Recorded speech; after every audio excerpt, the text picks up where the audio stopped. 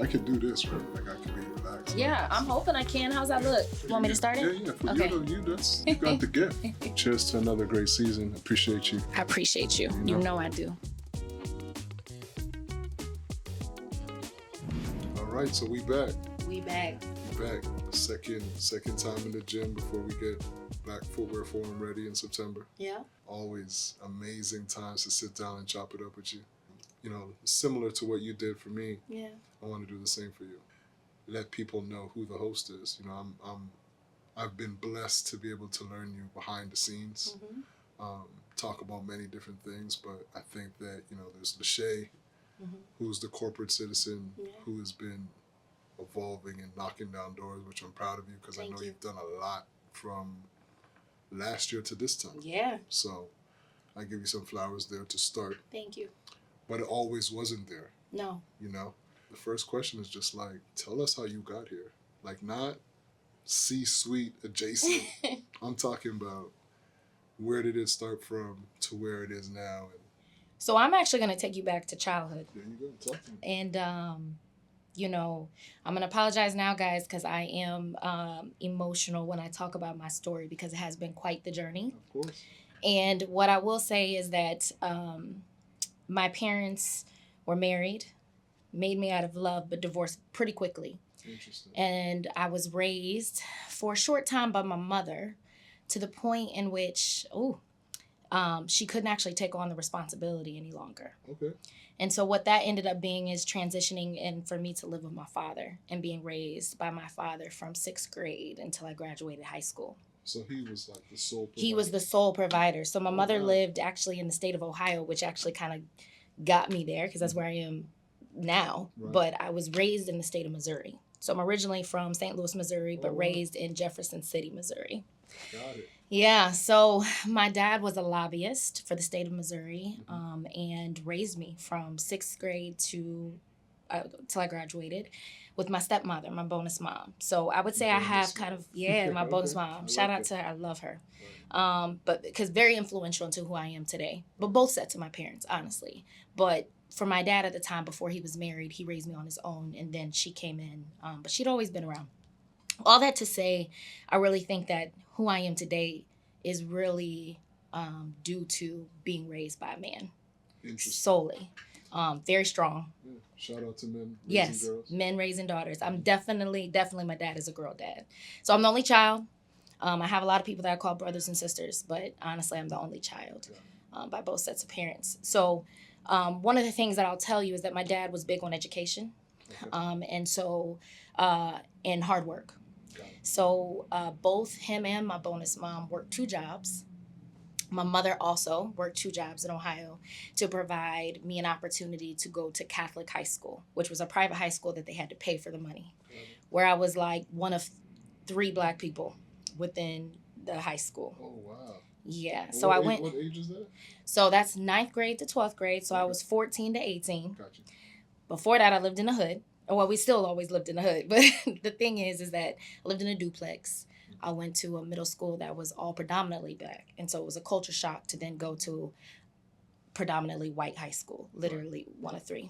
And so, but again, I believe that everything prepared me for where I am today and how to navigate within our current industry where there's minimal representation of us. I will say the Catholic high school education really did support or gave me opportunities to then get into a 4-year college where I then attended the Ohio State.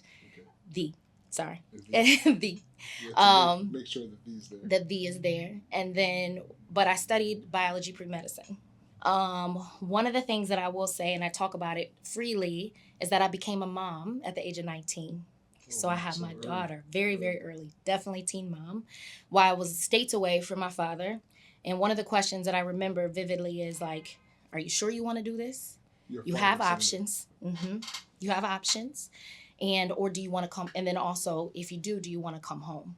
And so I was like, I know I have options, but I made the choice to be able to, I wanted to bring my daughter into the world. And then I think the second thing is that I didn't want to move home. To me, that felt like going backwards and failure. That's real.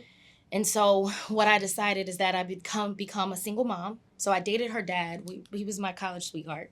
But at the same time, he was moving a different direction than what I was.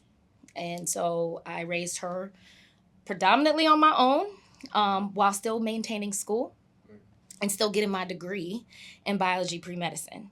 So I was able to still get it, a little bit delayed within 5 years versus the 4 that I set out, but I did it. Don't matter. Right? But what's so crazy is when I think about my career right now is that's why it's a joke. They call me the doctor of footwear because I was supposed to be a doctor, but that didn't happen. It worked out in another way. So crazy. But after college, I did research for a little bit and then literally have always been a lover of shoes. My shoe collection's always been dope. And I'm talking about dress, fashion, sneakers, that's just my thing, like where I would spend my money on. If it wasn't buying diapers, we always had matching shoes. My daughter, my mini-me. Right. So one day I decided to go into Aldo, pick up some shoes, just regular, and started helping a customer because she was trying to figure out how she was going to rock her outfit. Mm-hmm. And I was like, oh, no, you got to do it with this and this and this. And was outfitting. And I guess the district manager at the time was in the building and was like, you want to work here? And I was like, nah, I got a job. Like, I graduated college. I got a job. Like, I don't need your help. And he was like, no, just part-time. You can get a discount. So really, that's how it started. Like, you can get a discount. I got a little job to be able to, like a secondary job. Right. And then they offered me a store manager position and matched my pay to what I was making by doing research. Okay. Yeah. So quickly, just like I said, it was store manager to district manager and kind of like moving up like area. Actually, I skipped one, area manager, where I had everything in Columbus, right? And then the president of Aldo Incorporated, which is located in Montreal, Quebec, came down to visit a store, took him through, went to dinner with him, told him my background, that I had a college degree, what I wanted to do, I'd always wanted to get on the corporate side of things, but to be quite honest with you, that wasn't my background. Right. He's like, no offense, but you're too smart to be where you are. Ooh. So he said, I'm here working on an opportunity where basically it was with DSW. So it's now Designer Brands, but it was DSW. And he was working on doing the private label business, taking all of their private label business through Auto Product Services. So we would do like the private label. So he was like, I'm working on it, haven't signed the contract yet, but, I'll let you know if something comes up. So me shooting my shot, I sent an email, thanked him for dinner, and was like, hey, I want you to know that I'm really interested if there is anything that, can arise from this opportunity. And he said that was the first person who's ever that he's met outside that was bullish enough to send him an email directly to him. Assertive. Yeah, very assertive. And so it created an opportunity for me. So honestly, I met the whole team, and then I ended up managing like the business manager or strategic account manager for all the private label business at DSW. That's crazy. Yeah. So that got my foot in the door in reference to wholesale. But would you say that, or let me ask it this way, what has been the most pivotal point of your career? I don't know if I can do one. I can give you 3. Please do. So, and I kind of mentioned it. So what I would say is becoming a mom at 19. That's big. It's huge. It's big. You're not only responsible. Yeah. Right. And making the decision, but you're not only now responsible for yourself and your future, you're responsible for someone else who's helpless, And so I think the biggest thing for me is that I understood that I had a responsibility to create opportunities for her. And the only way that I was going to be able to create opportunities for her is if I created opportunities for myself. Sure. So that was one. I would say the second thing that was pivotal was, again, shooting my shot and, getting that opportunity to be able to get on the wholesale side. But being very transparent, even when I got there, and we talked about it even for your experience, I was kind of learning on the job because I had never done that, right? And so I would say then the third piece of it is realizing that I needed to have the business background and gain the credibility as I started to enter into these rooms that I was unfamiliar with. Right. So going and getting my executive MBA was probably a very pivotal moment for me in my career. What's interesting is you always make the conscious choice to continue to keep going. So shout out to you because a lot of people don't understand you always still have a choice though, right? You do. Yeah. But people always talk about the successes, right? Yeah. But what are some of the setbacks or some of the failures that you've experienced that has helped shape your career? Yeah, so I had a major setback, honestly. So here I am. I'm so excited. I'm killing it at DSW and through Auto Product Services. And DSW had acquired Vince Camuto. So quickly, like a couple of years on the job, basically I had the decision to make. One, was I going to actually relocate to Montreal, Quebec? Because my whole team was in Canada, right? And then I was here in the States operating this business. So when DSW acquired Vince Camuto and then made designer brands, outer product services, all the services that we provided was no longer needed. So I either had the choice of, one, moving, and I did not want to do that. You didn't want to move to Montreal? No, the winters are horrible. Like, I got snowed in so many times. I was there like once a month. A little bit. Okay. Yeah. And then the second, I would say, they gave me a severance, right, package. Okay. And I went home, and that was cool for a second. But I would say that was a huge setback for me because I was at square one. So I had signed where non-compete. So I couldn't go work for DSW. Now, mind you, I've just gotten my foot in the door on the wholesale footwear side of the business. I have a family at home. I had just bought a house. And my husband is an entrepreneur. So if you guys know how entrepreneurs highs and there's lows, it's not easy. And so I was the consistent income. And so what I would tell you is I was probably anywhere from, I'm trying to think. I think I was almost 9 months without a job, doing interviews. It was so challenging. And when I tell you, Dion, because of, like I said, I got an opportunity that was definitely God sent. But because that wasn't my background, right? I was going on interviews. Now, for those who know, Columbus is a hub. There's Express. There's all kind of like Abercrombie and Fitch is there. All the L brands, right? I was going on interviews after interviews. Abbott, which is medical side. Wow. They were not biting. I was not impressive to them. One of the biggest things was my background. Like, why did I feel like I was supposed to be in that space? And so 9 months without a job and not saving. So I encourage everyone to save. Some Easter eggs. Yes. Not saving. It got tight. It got really tight. I'm somewhat, and I'm working on this, I'm somewhat of a control freak. I'm used to always being in control, right? And so I will tell you I had a lot of sleepless nights. And I can tell you that I try to watch every Netflix show. I try to play every game on my phone, trying to just figure everything out, like just literally distract myself. I was literally struggling, right? Yeah. And it got to the point where, like I said, bills were tight, like just how we were robbing Peter to pay Paul. So I would tell you major setback financially. You know, if you guys don't know anything about me, truly, I'm a woman of faith. And it was to the point where I felt like nothing was going right in my life. I couldn't sleep. And I just literally, in the most disrespectful way, was like, okay, God, all right. Like, all right. Because he's like, you're trying to figure this out on your own. You haven't even talked to me yet. Right? And so it was crazy that I'm like, the best counselor I can honestly tell you from my experience is truly having a relationship with Christ. And it wasn't until he set me down at my lowest to know that I had to lean on him that honestly things started changing in my life. I've always grew up in the church, but it's so funny when they say you can't rely on your grandmother, your mother's prayers like that. You can't. And that relationship, it was truly when he was seeking for me to have a relationship directly with him. I lie to you not when I said, okay, all right, whatever you want, I'm going to start reading, right? I have this thing that I believe that everything works out according to his plan, right? And so I opened up the Bible, and it was Matthew 6:25 through, I think it ends at 31. But it basically was saying, ye of little faith. If I don't feed the birds or the grass or things like that, why don't you think that I would take care of you, basically? And so it's crazy because while I was taking notes, before I had even got to that scripture, right, bro? I was taking notes and my pen went out. And I reached into, we had like a wraparound couch at the house, like whatever. And I reached into like the middle console and I pull out a pen and I just continue to write. Right. Kid you not, it was in red pen.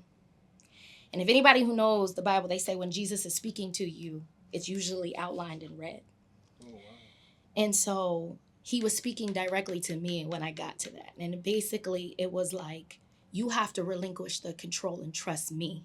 It was like, I literally made a call the next day to follow up on something like with the company that I'm actually currently with, to follow up with the recruiter.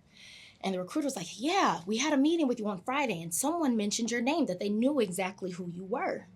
And I was like, really? I was like, who? And they were like, Jenny Persichetti. And Jenny Persichetti had left DSW and went to this RG Berry and literally was the person in the room said, nah, I seen her work. Oh, wow. So she advocated. She advocated for me. That's She sponsored me. Right. And the thing is, you want to know what's super crazy, which is why I trust God in all things. She was only at R.G. Berry for 6 months, and she went back to DSW. So just like divine intervention in reference to she was placed there for a reason to create the opportunities. And that is why I really feel like I'm exactly where I'm supposed to be. And I haven't left since then with this company. Man, that's like a inspirational. Listen, I'm telling you, I got stories. Heartfelt, red pen. You've come a long way, man. I didn't even know.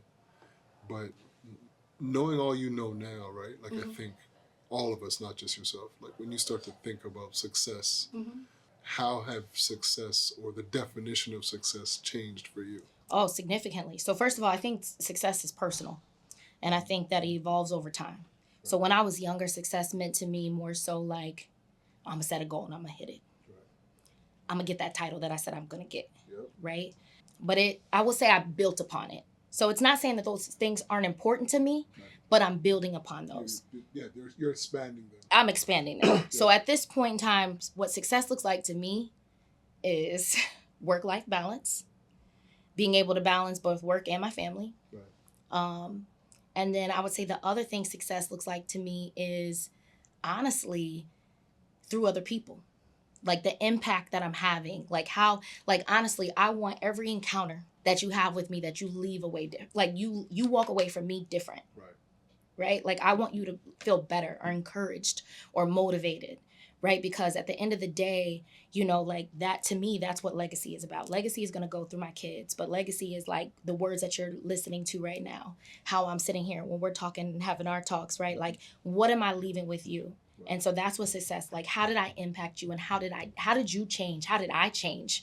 Right? Because honest to God, when I'm wanting to do that for you, you're doing it for me. I mean, I think it's amazing that you attached it to personal as well as professional, right? All of these things, like we can't do them alone. No.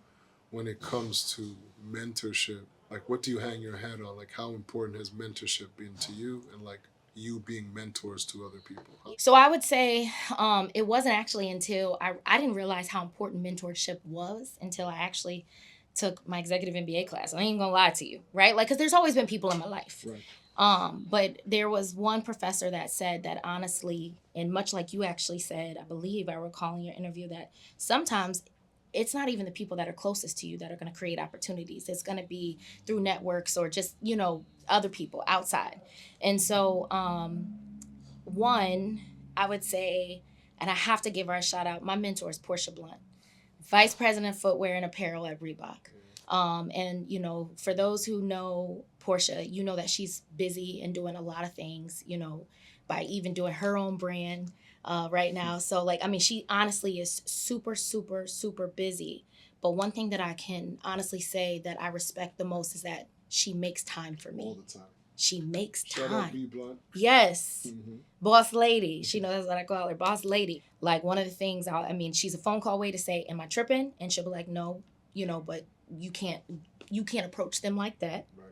Always make sure that you have the right words, right? The importance of emotional intelligence, right? Like taking a deep breath and coming back, like what we talked about. One of the things that I did at RG Berry is we created what we call BEN, Black Employee Network.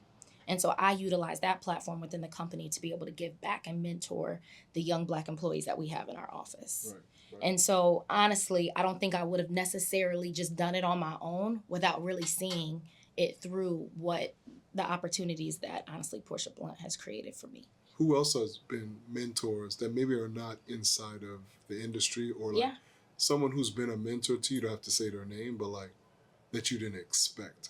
So couple different things. So honestly, I call it's my sister circle, to be honest with you. So I met a lot of really cool women that are not in my industry in college. Mm-hmm. So I have one who honestly is a sounding board for me, and she's in engineering, but she's an entrepreneur. She started her own business as well. And then I have another one who's honestly in the medical field. And then I have another one who really is about like community service, social work, and that aspect as well. Right. Yeah, that space. And so honestly, we have not weekly calls. We can only do monthly because of our schedules, but we have monthly calls, and we call them accountability calls. Okay. And so, yes. staying honest, really hitting our goals. We write everything down. We keep a log. I'm interested to know, like, when it comes to uncertainty, like we struggle with things like imposter syndrome because a lot of times it's our first time. Yeah. How do you handle it? Yeah. And what are some of the tools that maybe you could share with people who, Absolutely. Yeah. So first off, let me tell you, for probably the longest time, I suffered from imposter syndrome. Really? Okay. Oh, I questioned the hell out of myself. Again, that's why I think I went and got my executive MBA, because of credibility, right? I wanted the credibility that when I walked in a room, they understood. But that's not it, really.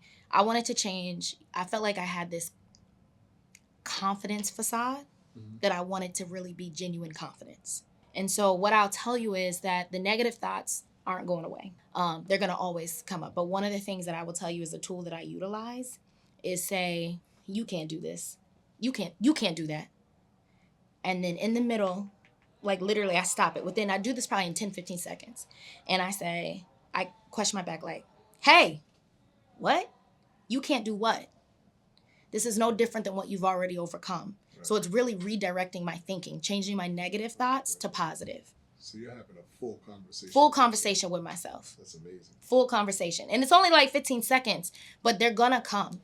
And so that's the thing is like, there's gonna be negative thoughts, doubts that are gonna, arise, but you have to be the one that when they do, to do something about them.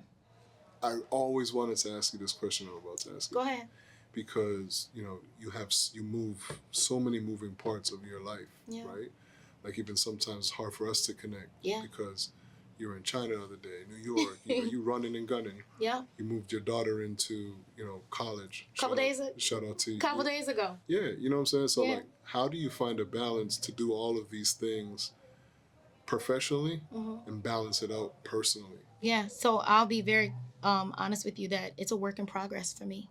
And it's something that, honestly, I've had to continue to work on daily. So trying to set boundaries, learning to say no. That's a big one. That's a big one because, honestly, I'm a yes woman. Literally, I'll be like, yeah, I can do it. I'll be there. I'll figure it out. You know what I mean? But also, honestly, I think that there's certain things like energy because, like, working out, finding time for yourself. And it's so crazy how when you start your day, and like working out, which I have been, how honestly it gives me like, I feel like revived and, like energetic to get through my day. And then also, before I work out, I spend time with God. He honestly will provide an increase to whatever it is that you need. So that's what's been working for me. I mean, I'm going to ask this question. Go ahead. Right? Because I recently, got to meet your husband. Super dope dude. Shout out to him. Yeah. And we sat down there and chopped it up about many different things, right? Yeah, that's my man. Yeah, no, he's a homie, man. He's a good dude. I love him. And I think, what we don't talk about a lot as people who are ambitious is like how important is it to like have that as a support system. Yeah. But then B, how do you balance that? Because sometimes it's hard. Yeah. Right? Yeah, so one of the things is he's a super dope dude. Super patient and laid back. But let's be honest too, right? There's been times in which it has been challenging. Right. Because I am super ambitious. But one of the things that I'll tell you is that he allows me room to be exactly who I am. And that's one thing that honestly I really do appreciate about him. The thing is that what has been working for us is we have individual goals and then we have united goals. Interesting. Yeah. And so the individual goals honestly kind of lead up to our united goals. Right. And so we have a master plan that I won't share. Well, but you should. That's why it's called a master plan. We have a master plan. But honestly, what I can tell you is every small step that you see me taking is contributing to that master plan. That's what's up. And so that's where I think it's worked for us recently is being able to take the time, sit here and talk about what each one of us want to accomplish, but then how does it, work together to be able to hit our master plan as a unified plan. I think it's so important that people hear that message because we don't hear it enough. No. And listen, I always tell people marriage is not for the faint of heart. It is. If you are looking for someone to be a companion, get a dog. Marriage is a partner. It's a partnership. And truly it's like, in any partnership, you're going to have good days and bad days. But ultimately, if you're all working towards the same end goal, Right. it ends up like just working. So I call it there's no real Barbie and Ken. You know? No. Like that shit isn't It's real. not real. It's not real. There's LaShae that's behind the scenes that I get to know, probably different than the majority of people who listen to this. Then there's the LaShae that, for lack of a better term, who's going to enter the booth. Yeah. Right? Because like now you're going to transform into, yo, this is what I'm trying to get done. I ain't playing no games. Yeah. Anymore, right? What's the internal tunnel talk in your head when you go from LaShae here to LaShae that's going to come in and smash it? Yeah. Listen, it's more so, ain't nobody going to work harder than me. Right. I'm going to do the things that people that aren't willing to do. Right. And then again, because there is a little bit of thug to it, right? Like I'm a little thug, like I'm going to get this done. Like there's nobody better than me. It's going to get done. And then there's a spiritual side where like I can do all things through Christ who strengthens me. Right? And so realizing again who I am and whose I am, and understand that I was made in the likeness, and because of that I can do all things. So ultimately there's two-sided, but it's like there's the thug side and there's the spiritual side, but honestly it's going to get done at the end of the day. I mean, it's important. Like we all have our own tunnel talk when you're about to go through the tunnel. And I had to use it a lot. I use it a lot. Like it's like a daily. I mean, you have to figure out what it is for you, because like it's not easy outside. Yeah. You know? So my last question, and I'm always interested, everyone has different things. Yeah. Legacy. Yeah. Right? What would you want your legacy to be when it's all said and done? So I know you just asked me a question, but I'm gonna ask you a question real quick. Because it's gonna tie in. Okay. What is the richest place here on earth? The richest place here on earth? I'm not sure. That's a big question. It's the graveyard. Interesting. Okay. You want to know why? Why? Think about all the things the ideas that live there that never came into fruition. That's true. Right? Mm-hmm. Think about all the goals set when people pass, right? We just were talking about earlier, like you just never know when your day is coming, right? So what I refuse to do is contribute to the wealth of the graveyard. Everything that I plan on getting accomplished, I will. Right. I will set my goals. And so to me, my legacy is to, one, again, I kind of shared earlier, is to make sure that I am speaking life into people as we approach, right? Of course. Because I believe that your legacy not only goes, but through my children too, right? But I think it's not only through children and family. It's truly about every encounter that you have. And I think the biggest thing for me is for people to, there was the biggest takeaway is to realize that don't contribute to the wealth of the graveyard. There is something that you want to do. The time is now. And don't let anybody else tell you that you can't do it. I mean, I feel like you are already a CEO, just don't have the title. Yeah, it's coming. Right? So it's like you have to actually be what you want before you get it. Absolutely. Right? So, I mean, legacy is important because I just feel like we need to have purpose on what you're doing. 100%. Right? So, and by the way, I like the way that you set up that question. Yeah. Like, what's the richest place in the world? Okay, yeah. Man. I like that was smooth. Yeah. If you wanted to leave all of the people who are going to listen to this with one or two things, what would they be? So one, I would tell you, because I have to shout out my son, because this is another thing that I'm not sure everyone knows. So I have a 9-year-old son. He's Demetrius II. Okay. We call him Deuce. Deuce is autistic. We found out that Deuce was autistic, honestly, and this is probably a setback, but it's more personal, is that he had reactions to vaccinations, right? Oh, wow. And so he was hospitalized for 10 days, cross-eyed, fever we couldn't get down, because of the vaccination. So anyway, we could talk about that on a different time, but the thing is that he is autistic. He's in special needs. Well, he goes to regular school, but he's in the special needs program. And one of the things that I'll tell you is that he has probably been one of the most brilliant teachers that I've ever had as my child, right? And the thing is because he approaches every day as a new day. He doesn't hold on to anything. Honestly, I don't even know if he remembers. So one of the things that I will tell you that honestly, that what he has taught me, because I can't even take any credit for it, is that every day is a new day. You have the opportunity to change your life, right? And that do not allow your present circumstance to influence your future. You have the opportunity to make change now. So thank you, Demetrius II. Mommy loves you. So proud of you, Sanaya. Mommy loves you. My husband is an entrepreneur. He's killing it. Thank you for, supporting me. I want to take that time because you don't get opportunity always for them No, that's why to I hear want to it. make sure, shout them out. Yeah. Make sure, that's your true support system. Truly. Inspiration. Truly. Right. Truly. Nah, this is dope. Like it's even for me who gets to speak to you often. Yeah. To learn more about you, to understand your journey. Yeah. And for you to be vulnerable and share certain things, man. And I didn't cry. I got a little teary-eyed. I didn't cry. But it's honestly honestly, I know everyone has their journey. Everyone has their story. Right. But what I would tell you, also what I would say is, your story is truly your sauce. Right. It's your unique perspective and your unique experience that makes you you. Yeah, yes. Utilize that. It is your strength. It is your superpower.